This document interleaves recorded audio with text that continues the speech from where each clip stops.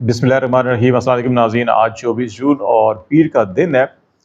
सबसे अहम डेवलपमेंट तो ये है कि लाहौर और इस्लामाबाद के बाद रावलपिंडी में भी कौमी और सूबाई असम्बली के 6 हलके जो हैं वो खुल गए हैं और वहाँ पे फॉर्म 45 और 47, 46 जो हैं वो इलेक्शन कमीशन से और तमाम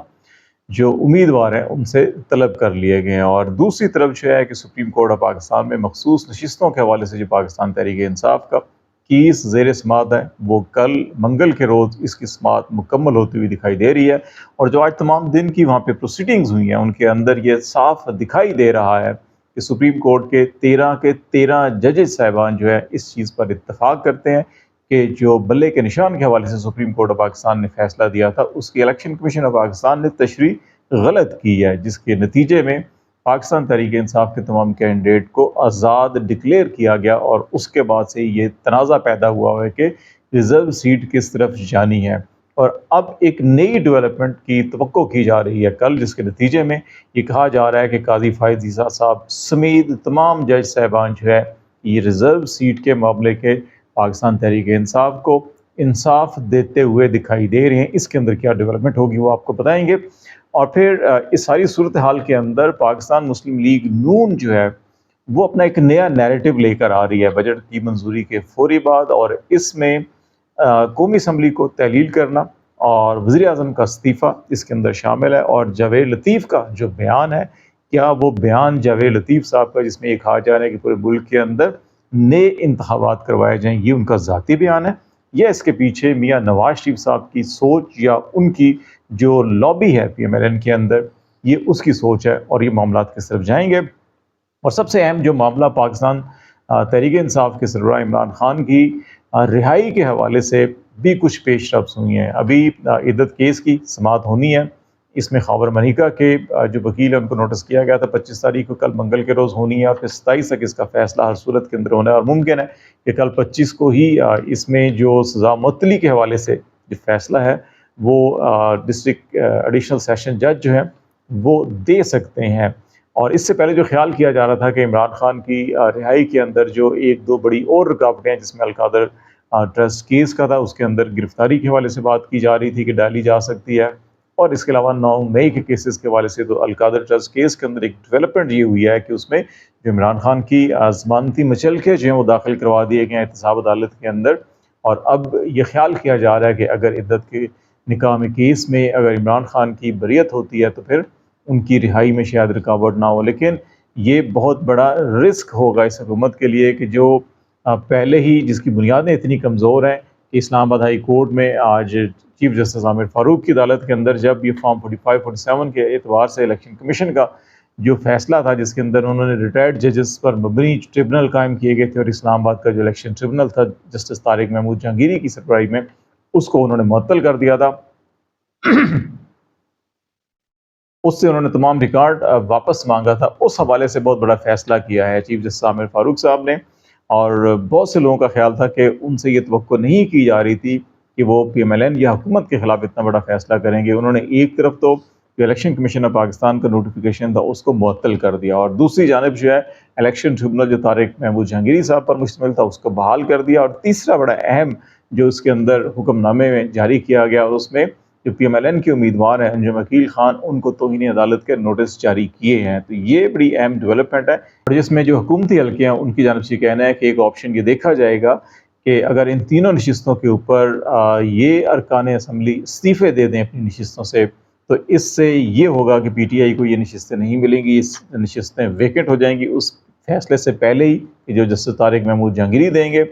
और इसमें एक तो क्योंकि PMLN को सुबकी से बच जाएगी, और एक ये जो फॉर्म 45 का जो एक ताना दिया जाता है उससे भी बचा जा सकेगा। और दूसरा मामला ये हो जाएगा कि जब सीटें खाली होंगी तो इलेक्शन कमीशन यहाँ पे ज़िमनी इलेक्शन का अनाउंस करेगा। और जैसे पंजाब के अंदर ज़िमनी इलेक्शन करवाए गए कि इलेक्शन से पहले ही फॉर्म 45 तैयार कर लिए गए थे और उनके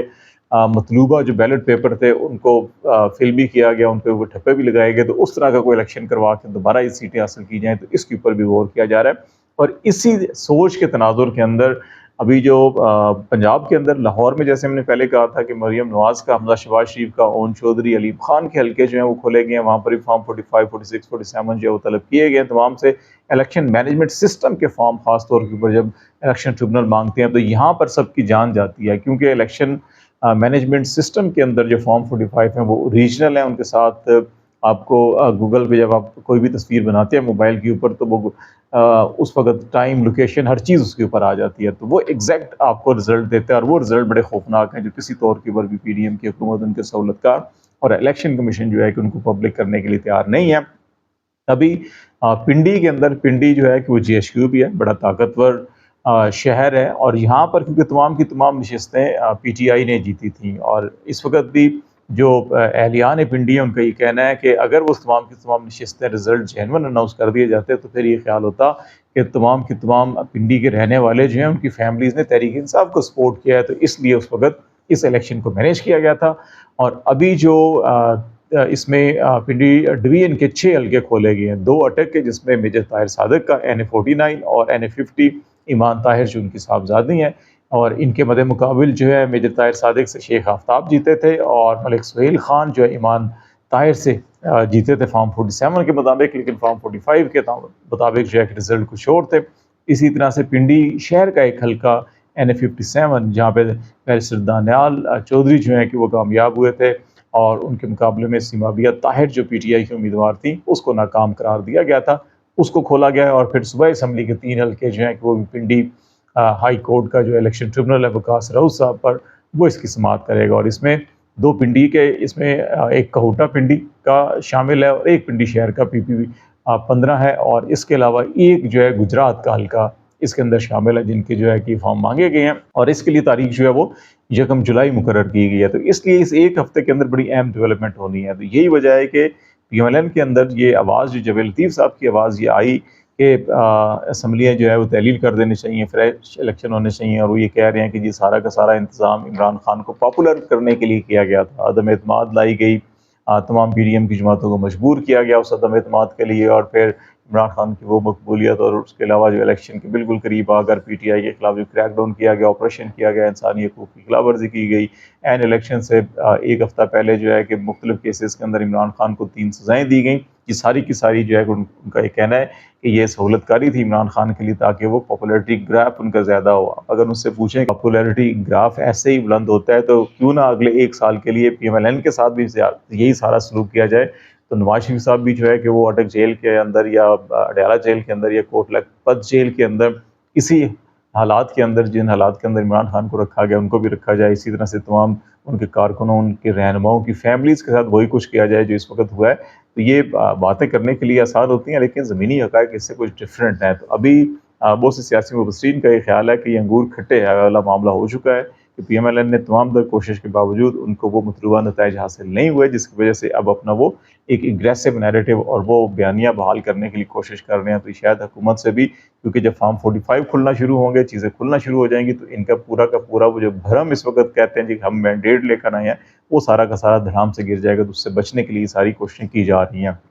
دوسری طرف سپریم کورٹ کے اندر جو معاملہ جو ہے کہ وہ مخصوص نشستوں کا ہے، اور اس میں ایک چیز آج بڑی انٹرسٹنگ یہ دیکھنے کو ملی ہے، جس میں جو 3 رکنی بینچ تھا جس نے بلے کا انتخابی نشان PTI سے واپس لیا تھا، اس کے بھی تمام ارکان کا یہ کہنا ہے کہ الیکشن کمیشن آف پاکستان نے اس فیصلے کی غلط تشریح کی، اور پھر